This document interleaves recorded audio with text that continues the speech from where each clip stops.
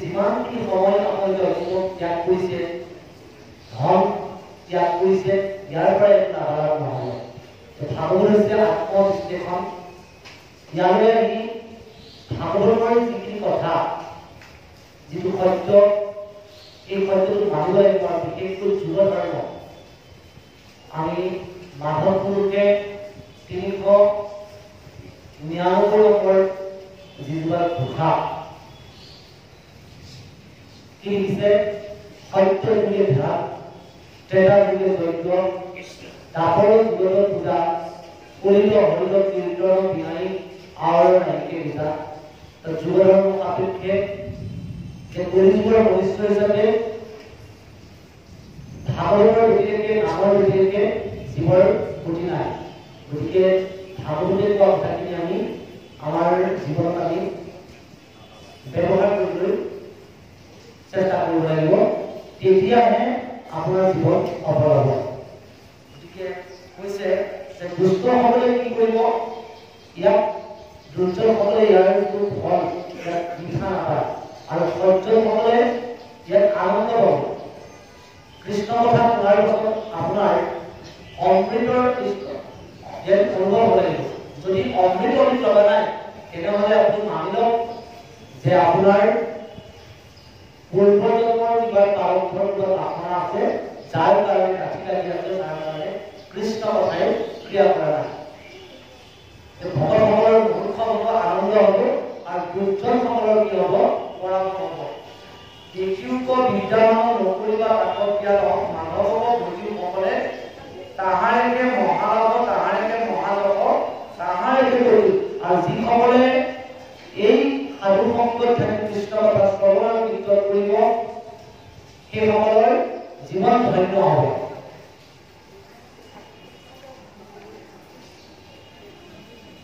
ভকতৰ মুমুক্ষৱ, দুৰ্জনৰ পৰাভৱ, শ্ৰৱণৰে মুক্তি লয়।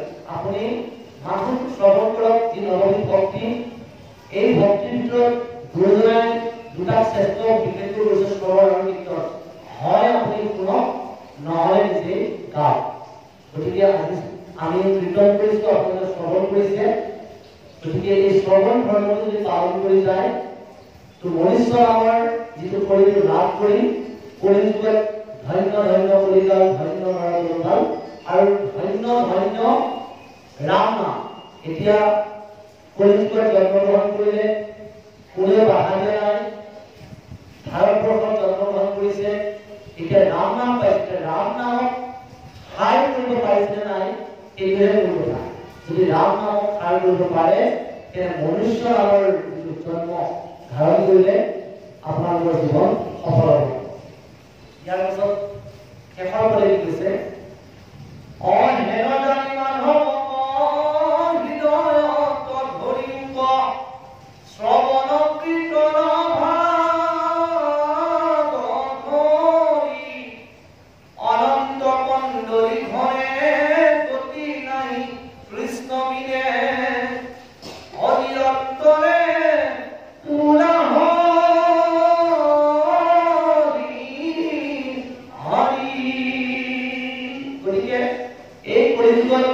ৰাম নামৰ ব্যক্তিকে আপোনাৰ আৰু একো কৰ্মই আপোনাক গতি দিব নোৱাৰে। সেইকাৰণে কৈছে সত্য যুগে ধ্যান, ত্ৰেতা যুগে যজ্ঞ, দাপৰ যুগত পূজা। আপুনি এই সমস্ত কৰ্মখিনি বিধিগত ব্যৱস্থাখিনি একো এটা সময় নিৰ্ধাৰিত হৈ আছে। কলিযুগত মানুহে প্ৰভু ভগৱন্তক এই চতুৰ্ভুজ যুগত আহি পেলাই ঈশ্বৰে আপোনাক দেখা নিদিয়ে। আপুনি ভগৱতৰ মাজতে ভগৱন্তক দেখাব লাগিব। সেইকাৰণে একাদশ স্কন্ধত কৃষ্ণই উদ্ধৱক উপদেশ দিছে নহয় যে জ্ঞান কৰ্ম ভকতি কৰিও কৰি ভেদ, ভকতিহে পৰমপন্থ দিল কৰিছে। হে উদ্ধৱ, জ্ঞান কৰ্ম আৰু ভক্তি, কৰ্ম মাৰ্গত বিভিন্ন দান যজ্ঞ পূজা পাতল উপাসনা যি ব্যৱস্থাখিনি আছে, এইখিনি মই যিমানখিনি কৰোঁ, মই তোমাক জানিবৰ জ্ঞান কৰ্ম ভকতি কৰিলো কৰি ভেদ ভাগ ভাগ কৰি তোমাক কৰিছো। কিন্তু মোৰ সন্মত মই সিদ্ধান্ত দিলোঁ, হে উদ্ধৱ, ভকতিহে মোৰ পৰম পথ, দিনো কৰিছে। মই সিদ্ধান্ত দিছো, তুমি এই সিদ্ধান্তটো মানি লোৱা। দুৰ্গা তোমাৰ কথা মানে ইয়াতে দিছে। গতিকে আমি পৰিবাৰৰ মনুষ্য হিচাপে তো ভক্তি আমাৰ শ্ৰেষ্ঠ, আমি ভক্তি কৰিব লাগে ঈশ্বৰ। আৰু এই ভক্তি কৃষ্ণৰ ভক্তি কৰিবৰ কাৰণে বহুত সামগ্ৰী বহুত দ্ৰব্যৰ প্ৰয়োজন নাই। কি দিছে লাভ লগালে মাত্ৰ আপোনাৰ নাম ল'লেই হ'ল। আৰু সেই নাম আপুনি ক'ত আছে? আপুনি কাৰোবাৰ পৰা ধাৰ কৰি ল'ব নালাগে, কাৰোবাৰ পৰা কিনি আনিব নালাগে। হিয়াৰ মাজে নামৰ ভাণ্ডাৰ মুখে বাজ হয়। আপোনাৰ হৃদয়ত ভগৱন্তই নাম বস্তু দিয়ে থৈছে, ইয়াৰ মাজে নামৰ ভাণ্ডাৰ, কিন্তু মুখেৰে আপুনি পাঠ কৰিব লাগিব। ভগৱন্ত ঈশ্বৰৰ হাজাৰটা নামৰ ভিতৰত এটা নাম হ'লেও আপুনি অনৰ্গল চেষ্টা কৰক। ৰাতিপুৱা শুই উঠাৰ পৰা বিশ্বনাথ সন্ধিয়া পৰালৈকে দৈনন্দিন কামত যিকোনো কৰ্ম নকৰক কিয় প্ৰত্যেকটো কৰ্মতেই আপুনি ভগৱন্ত কৃষ্ণক অৰ্পণ কৰি আপুনি কৰি যাওক। আপুনি ফলৰ আশা কৰিব নালাগে। আৰু সেই কথাটো আপুনি মানে নাম ল'লে হ'ল। আপোনাক ঈশ্বৰে যে নাম দিয়ে বুলি জানিষ্ট কৰি নামৰ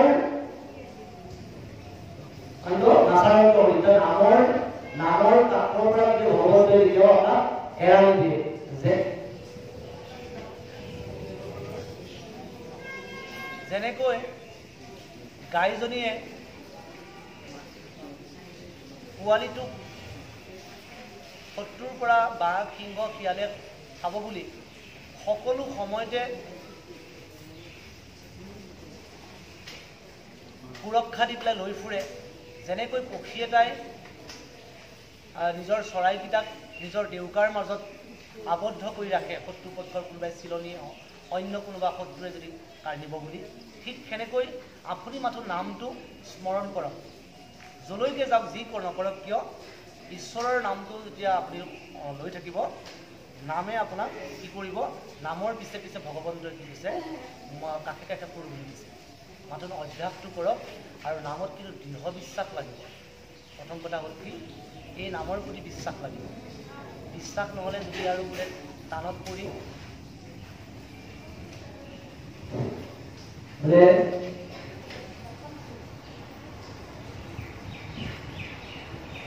মুখে মাত্ৰ নামলৈ চিত্তে আপোনাৰ দেৱক ভজৰি তেতিয়াহ'লে নহ'ব। মাত্ৰ মুখেৰে কৃষ্ণ কৃষ্ণ বুলি কৈ যদি হৃদয়ত যদি অন্য ভাৱনা হয় তেনেহ'লে কৈছে ভগৱন্তই তেওঁক কেতিয়াও বুদ্ধি প্ৰদান নকৰে। কিয়নো কৃষ্ণ হৈছে পৰম দেৱতা, কৃষ্ণ এক দুখহাৰী কাল মায়াবীৰ অধিকাৰী, কৃষ্ণ দিনে শ্ৰেষ্ঠ দেৱ নাহি নাহি। আৰু কৃষ্ণই যদি কৃপা নকৰে, কিয়নো এই সমস্ত জগতৰ ব্ৰহ্মাকে আদি কৰি যিমানবিলাক দেৱতা আছে সকলো দেৱতা ভগৱন্তৰ মায়াত মোহিত হৈ আছে।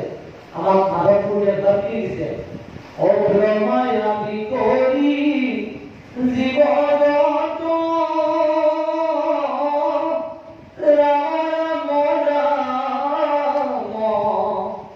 ৰাম ও মায়া সঞ্জমে আশ্ৰয় ধুমতি যাই তুমি হেছো চন্দ্ৰ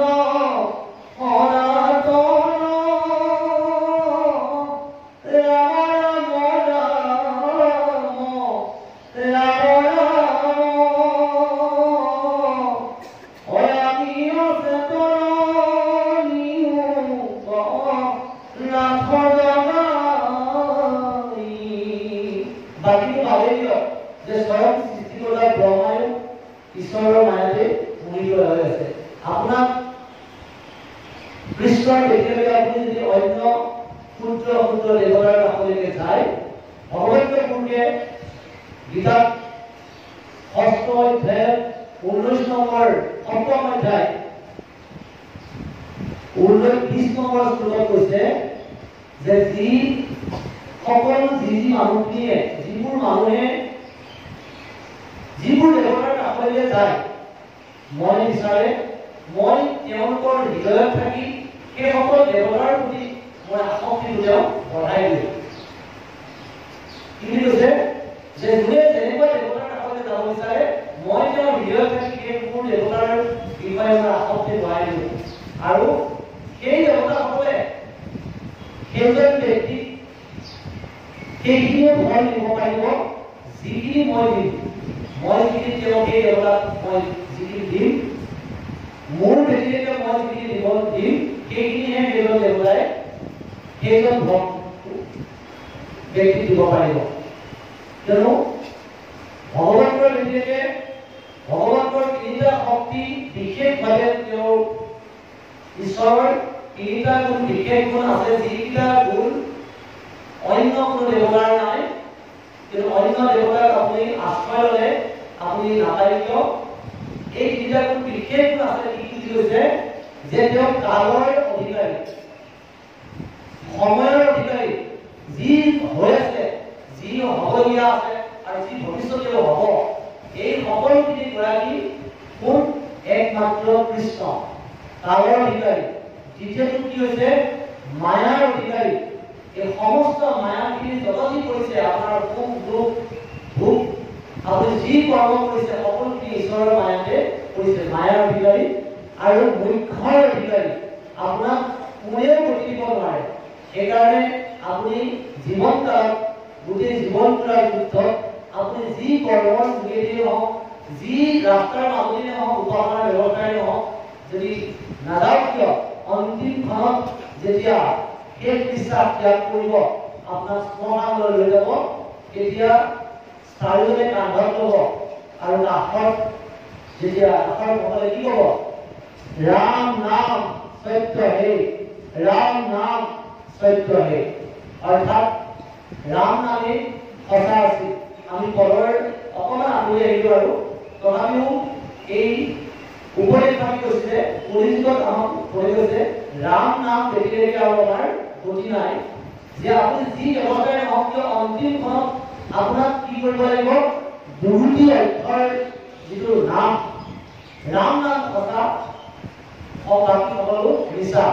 যদি ৰাম নাম সঁচাই আছিলে গোটেই জীৱনটো আপুনি শুদ্ধ শুদ্ধ কৰ্মবিলাক কৰি যদি বয়স থাকোঁতে যদি আপুনি নামৰ আশ্ৰয় ল'লে পাৰিম এতিয়া মৰাৰ পাছত সেই আত্মাটোৱে সেই দেহটোৱে জানো ৰাম নাম শুনিব পাৰিব। তেওঁ ল'বও নোৱাৰে মানুহ শুনিব পাৰে। সেইটো তাৰ দ্বাৰা একো লাভ নহয়। গতিকে আমি আশা কৰোঁ সময়ৰ লগত সংগতি ৰাখি যুৱ সাপেক্ষে আপোনালোকে যোনে যেনেকৈ নহওক উপাসনা ব্যৱস্থা যিয়েই নহওক মাথো এই দুগুটি অক্ষৰ ৰাম নামক সাৰ কৰক। ৰাম নামে আপোনাক গতি দিব। ৰাম নামৰ ব্যতিৰেকে আমাক কোনো ব্যৱস্থাই আপোনাক গতি দিব নোৱাৰে। আমাক কয় যে নিৰন্তৰে বোলা হৰি হৰি আপুনি অভ্যাস কৰক। পুৱা সন্ধিয়া উঠোতে বহোতে খাওঁতে সকলো সময়তে আপুনি দুগুটি অক্ষৰ বহুত বেছি আপুনি জানিব নালাগে বহুত বেছি শাস্ত্ৰ পঢ়িব নালাগে মানুহ অভ্যাস কৰক। কিন্তু এয়া হৈছে খুব দৃঢ়তা লাগিব নামৰ প্ৰতি আপোনাৰ বিশ্বাস লাগিব। এতিয়া পদস্কন্ধে শ্ৰীকৃষ্ণৰ বিজয় এইদৰে ভগৱন্ত পুৰুষে ৰুক্মিণী লৈ গৈ আছে আৰু পাছে পাছে শিশু পালে এৰামাৰি পালেগৈ তেওঁৰ লগৰীয়া যিসকল মনত লৈ সমূহ সময়ত ভগৱন্ত পুৰুষৰ লগত শিশুপালৰ লগত কৃষ্ণৰ যিখিনি সমূহ সময়ত কি হ'ব আৰু ভগৱন্তৰ বিজয় বুলি কৈছে শ্ৰীকৃষ্ণৰ বিজয়। আৰু এইটো সকলোৱে আমি জানো যে ধৰ্মৰ জয় অধৰ্ম সদায় পৰাজয়।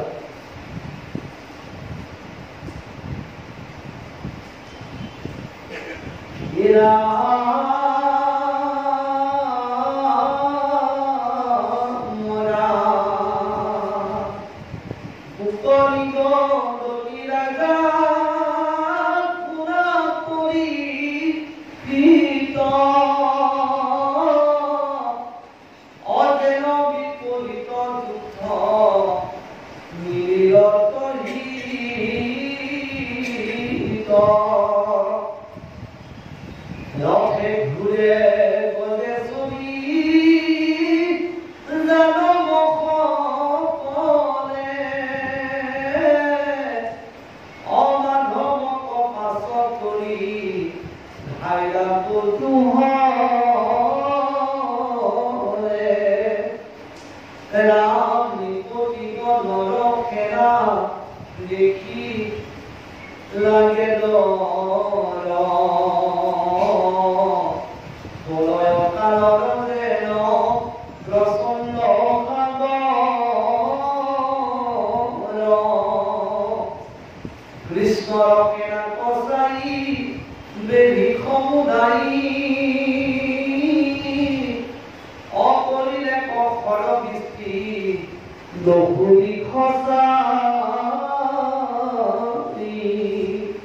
কি কৰিছে যে মহাৰাজ পৰিচিত কৈছে সুখ নিগলতিৰা পুনা পৰিচিত যেন বিপৰীত যুদ্ধ নিৰ্লজৰিত হে পৰিচিত মহামণি ভূপদেৱে যি পৰিচিত ভাগৰ কথা কৈ আছে এই সংগঠিত কৈছে দশম স্কন্ধৰ হে পৰিচিত পৰম বৈষ্ণৱ পৰিচিত ভগৱন্ত পুৰুষৰ কৃষ্ণৰ সমৰত যেতিয়া আহি পালে যে যুগাত্মা ৰজাসকলে কি কৰিছে মাধৱক ধাৰি মাধৱক পাছফালৰ পৰা এৰা মাৰি গৈ চাৰিওফালৰ পৰা ভিৰি ধৰিছে আৰু প্ৰলয়ৰ কালৰ প্ৰলয় এক মহাপ্ৰলয় যেন হৈছে চাৰিওফালে আৰু প্ৰচণ্ড সাগৰৰ দৰে সাগৰৰ ঢৌৱে যেন উঠলি উঠিছে আৰু খৰৰ সৃষ্টি কৰিছে চাৰিওফালে মানে খৰে যেন বৰষুণ খৰৰ বৰষুণে কাৰৰ খৰ মাৰি লৈ যেন বৰষুণে পৰিছে এনেকৈ ভগৱন্ত পুৰুষৰ ফালে আক্ৰমণ কৰিছে ৰাম মেঘে যেন পৰ্বতত মৰিছিল ধাৰে মেৰি কৃষ্ণৰ সেনা ঢাকিলে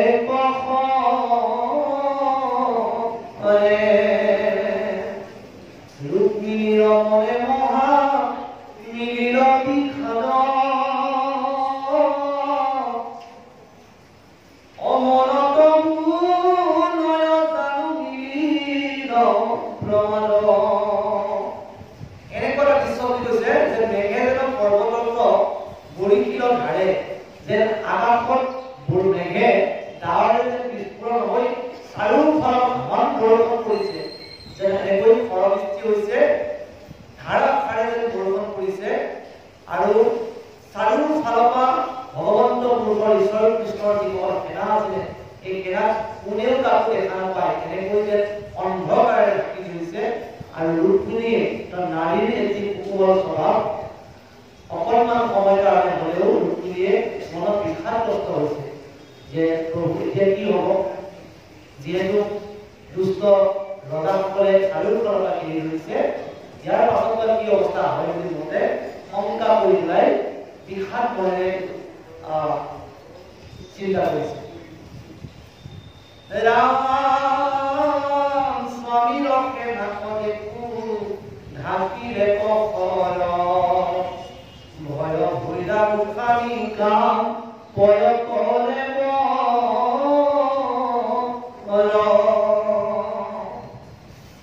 অভিনবলাতে ভয়ে আকুল নয়ন কৃষ্ণৰ মুখক মাত্ৰ শান্তি ঘনে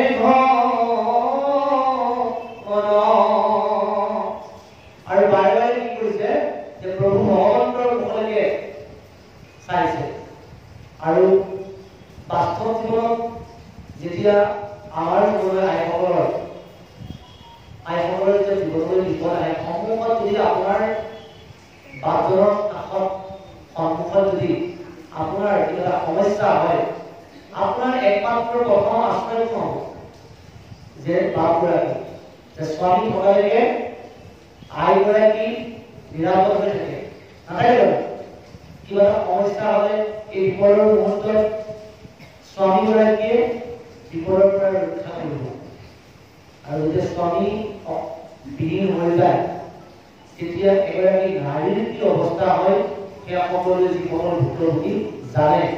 আৰু এতিয়া ভগৱন্ত পুৰুষৰ সন্মুখতো এক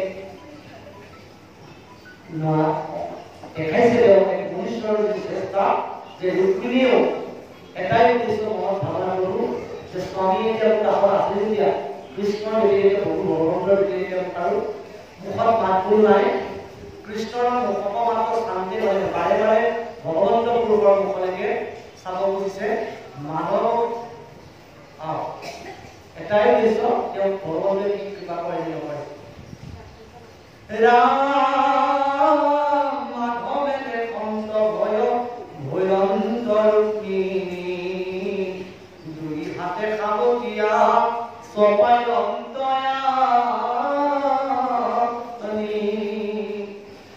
প্ৰসন্ন বদনে হাকি মুৰিৰন্দ বাণী, অনাহি নাহি ভয় সস্ত হয়ো ৰুক্মিণী। হে ৰুক্মিণী, হে প্ৰিয়া, তুমি ভয় নকৰিবা, মই আছো তোমাৰ কাষত। ৰুক্মিণীক খাবলৈ ধৰি পেলাই নিজৰ বাহুৰ মাজলৈকে লৈ আহিছে। ৰাম সদত শত্ৰু খেলা দেখা আঁকি আছে মানে, তোজু খেলা বলে বিনা শিৱ এক এতিক্ৰ, মানে তুমি ভয় নকৰিবা, যিমান শত্ৰুপক্ষৰ ৰজা মহাৰজা শত্ৰুৱে যিমানেই জয়ী নকৰক কিয় তুমি অকণমান ধৈৰ্য ধৰা, আমাৰ সেনাই নিমিষতে সকলোকে নাশ কৰিব। তুমি মাথো ধৈৰ্য ধৰা, তুমি বিহব নহয়।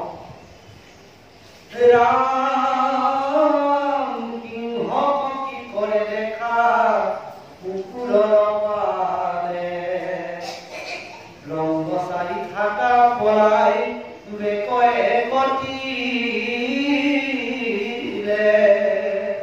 যে বনত সিংহ যদি কোনোবাই কুকুৰ কেইটামানে এজাক কুকুৰে যদি ভুকি ভুকি হাতীটোৰ পাছফালে যদি গৈ থাকে, হাতীটোৱে যদি তাক কেৰেট কৰিব নকৰে, বনৰ হস্তি এটাক বনৰ সিংহ এটাক যদি কেইটামান কুকুৰে পাছফালৰ পৰা ভুকি যায়, কুকুৰৰ ভয়ত সিংহই কেতিয়াও পাছফালে ঘূৰি নেচায়। ঠিক তেনেকৈ জগতৰ ঈশ্বৰ পৰমেশ্বৰ পৰমাত্মা যিটো পৰমেশ্বৰ ভগৱানৰ সন্মুখত এই দুষ্ট ৰজাসকল কুকুৰৰ লগত তুলনা কৰিছে, যে শিয়ালৰ সৈতে তুলনা কৰিছে। ইয়াৰ উদ্দেশ্য এটাই যে যেতিয়া আমি ভগৱন্তৰ আশ্ৰয় লওঁ তেতিয়া আমাৰ কাৰো প্ৰতি ভয় আমাৰ থাকিব নালাগে। আমি মানুহ ঈশ্বৰৰ আশ্ৰয় ল'ব লাগিব। এতিয়া আপুনি আশ্ৰয়টো ক'ত লৈছে সেইটোৱে মূল কথা। কিয়নো আমাক এই পাৰ্থিৱ জগতখনত আমি যাৰ ওপৰত আশা কৰোঁ, যাৰ ওপৰত আশ্ৰয় লওঁ, এতিয়া আমি কোনো আমাৰ স্বামী নহয়। সেইকাৰণে আমাক মাধৱ পুৰুষে বুজা দিছে, হে কৃষ্ণ স্বামী তোজো পাৱে আমি কেৱল বৰচা, তেওঁহে স্বামী আমাৰ। আমি দেখাৰ এই সংসাৰখনত সমগ্ৰ খাতিৰতহে আমি এওঁ আমাৰ গৰাকী বুলি কওঁ, এওঁ আমাৰ স্বামী। আচলতে আমাৰ সকলোৰে স্বামী কোন? ভগৱন্ত পুৰুষ কৃষ্ণ। আপোনালোকে হয়তো মনত পৰিব, অকণমান মই উভতি যাব খুজিছো যে মহাভাৰতৰ যুদ্ধৰ সময়ত, যুদ্ধৰ প্ৰাক মুহূৰ্তত দ্ৰৌপদীক যিদিনাখন ৰজস্বলা অৱস্থাত পাশাখেলত যেতিয়া দ্ৰৌপদীকো সতি দিছিলে, দ্ৰৌপদীক দুৰ্যোধনে যেতিয়া আজ্ঞা কৰিলে দুঃশাসনত যোৱা, দ্ৰৌপদীক চুৰিত ধৰিলে সভাৰ মাজলৈকে ধৰে না। আৰু তেতিয়া দ্ৰৌপদীয়ে দুঃশাসন যেতিয়া হাতত ধৰি টানালৈ গৈছিল, প্ৰথমে তাকুতি বিনতি কৰিছিলে যে সমগ্ৰ তুমি মোৰ ভাতৃস্বৰূপ, মই তোমাৰ বৌ হয়, তুমি মোক কিয় এবাৰ জবৰদস্তি কৰিছা। যেতিয়া জবৰদস্তিতে টানি আনিলে যেতিয়া পঢ়ালৈ লৈ আনে, আৰু দ্ৰৌপদীয়ে প্ৰথমে তাৰ লগত ভ্ৰমণ কৰিছিলে, ঠিক আছে তই মোক দ্ৰৌপদী লৈ যা, মোৰ 5 গৰাকী স্বামী আছে, সম্পূৰ্ণ বলশালী শক্তিশালী। এই 5 গৰাকী স্বামীয়ে সভাৰ মাজত উচিত শিক্ষাটো দিব। কিন্তু যেতিয়া সভাৰ মাজত আহি পেলাই দুপৰীয়ে দেখা পাইছিলে যে তৰানগৰ কৰিছে এই বৃহৎ পুৰুৰাগৰ যিখন সভাখনত য'ত ভীষ্ম, দুৰ্ণ, কৃপাচাৰ্য এইসকল মহান মহান বীৰসকল থাকোঁতে কৰ্ণে অনুগ্ৰহ কৰি যিসকল পৰাক্ৰমী ৰজা ধৃতৰাষ্ট্ৰ অংগধৃতৰাষ্ট্ৰ ৰজা হৈ আছিলে, কিন্তু পাঁচজন স্বামীয়েও সন্মুখত কোনে কৰিব নোৱাৰে, সন্মুখত সকলো চাই আছে।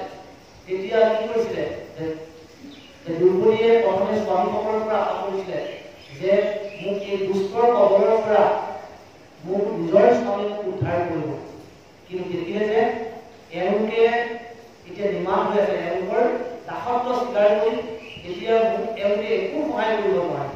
তাৰপিছত ভাবিছিলে যে জ্যেষ্ঠ শহুৰ স্বৰূপে অযত্ন বীৰ যি বিশ্বামিত্ৰৰ ভীষ্মই কিজানি মোক দয়া কৰিব, ভীষ্মৰ কাষলৈকে গৈছিলে, কিন্তু ভীষ্ময়েও তৰ্জনী কৰিছিলে, দ্ৰোণৰ কাষলৈকে গৈছিলে, দ্ৰোণই তৰ্জনী কৰিছিলে, মহাৰাজ ধৃতৰাষ্ট্ৰৰ ওচৰলৈকে গৈছিলে, কিন্তু কোনেও দ্ৰৌপদীক সেই বিপদৰ মূৰত ৰক্ষা কৰিব পৰা নাছিলে। আৰু এতিয়া সকলোকে ত্যাগ কৰি ভগৱন্তক কৈছে, এতিয়া মোৰ এজনেই স্বামী আছে যে হে কৃষ্ণ, হে বাসুদেৱ, তুমি এই বিপদত তুমি মোক ৰক্ষা কৰা। আৰু যেতিয়াই ভগৱন্তক স্মৰণ কৰিলে আৰু লগে লগে আহি আপোনালোকে জানে যে অনন্ত বছৰে দ্ৰৌপদীক লজ্জা নিবাৰণ কৰিলে।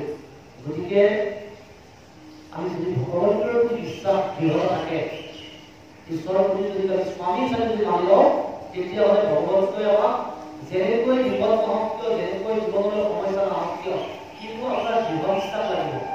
এতিয়া বিশ্বাস তিনি প্ৰকাৰৰ, বিশ্বাস, দৃঢ় বিশ্বাস, সুদৃঢ় বিশ্বাস। কিন্তু আমাৰ বিশ্বাস, এই বিশ্বাসটো আমাৰ পৰিষ্কাৰ থাকে, দৃঢ় বিশ্বাসটো বাঢ়ি দিছোঁ, সুদৃঢ় বিশ্বাসটো বাঢ়ি দিছোঁ। এতিয়াও আমাৰ সমাজ ব্যৱস্থাত কিন্তু চাৰিনম্বৰ যিটো বিশ্বাস, অন্ধবিশ্বাস, আজিও সমাজত নকৰিবলগীয়া কাম, নহ'বলগীয়া ঘটনাবিলাক আজি ভাগৱতৰ চৰ্চা অসমৰ ইমূৰৰ পৰা সিমূৰলৈকে হৈ আছে। এনেকুৱা সময় আছিলে যে ক'ৰবাত এনেকুৱা নিৰ্দিষ্ট গাঁও এখনৰ মূল নামঘৰটোতে ভাগৱতৰ কাৰ্যসূচী হৈছিলে, 4-5খন গাঁও মিলি ভাগৱতৰ কাৰ্যসূচী হৈছিলে। কিন্তু আজি অলিয়ে গলিয়ে ঘৰে ঘৰে কাৰোবাৰ জন্মদিন, কাৰোবাৰ বিশেষ কিবা অনুষ্ঠানটো ভাগৱতৰ কাৰ্যসূচী, ভাগৱত শুনি আছে সদায় জানি থাকিও, কিন্তু আজি ইমানবিলাক শুনাৰ পাছত সমাজত কিন্তু যিবিলাক অপ্ৰীতিকৰ ঘটনা, হত্যা, লুণ্ঠন, ধৰ্ষণ, যিবিলাক হিংসাত্মক বেয়া কৰ্মবিলাক কিন্তু কমিব লাগিছিলে, কমিছে নাই হোৱা। ইয়াৰ কাৰণ এইটোৱেই যে আমি ভাগৱত আমি যেনেকৈ শুনিব লাগে আমি কেনেকৈ শুনিব পৰা নাই। হয়তো আমি শুনিছোঁ, কিন্তু শুনিলোঁ আৰু বোলে খোৱালি খালো নিগিলো কি কৰা কৰ্ম বোলে শুনিলোঁ হ'ব আৰু মানুহ নামানো, সেইটো মোৰ নিজৰ কথা। গতিকে বিশ্বাসটো ভগৱন্তৰ প্ৰতি দৃঢ় বিশ্বাস লাগিব। আৰু ঈশ্বৰৰ যেতিয়া আপুনি আশ্ৰয় ল'ব, আপোনাক আৰু কোনো অপশক্তিয়ে, কোনো শক্তিয়ে আপোনাক কেতিয়াও একো যে হৰিয়ে ৰাতিয়ে আপোনাক একো নোৱাৰো, জুলিয়ে কৰিব নোৱাৰো। যদি ভগৱন্তই ৰাখে আমাৰ, এনেকুৱা বিশ্বত এনেকুৱা কোনো শক্তি নাই যে সেই শক্তিয়ে ৰাখে হৰি মাৰে কোনে, মাৰে হৰি ৰাখে কোনে। এনেকুৱা ঘটনা বহুত দেখা পাইছে। কেতিয়াবা কেতিয়াবা মৃত্যুৰ মুখৰ পৰাও বহুত লোক বাচি আহে, আৰু কেতিয়াবা হঠাতে মৰিব লগা ব্যক্তিসকলো আমাৰ পৰা হঠাতে গুচি গৈছে। কিহৰ কাৰণে? যে ঈশ্বৰৰ যদি কৃপা থাকে, আপোনাক কোনেও শক্তি নাই। আৰু যিদিনাখন যদি ভগৱন্তৰ লীলা বুলি ভাবে, আপোনাক এনে কোনো মন্ত্ৰ শক্তিয়ে আপোনাক কেতিয়াও ৰক্ষা কৰিব নোৱাৰে। গতিকে আপুনি ভগৱন্তৰ কৃষ্ণৰ নামত আশ্ৰয় গ্ৰহণ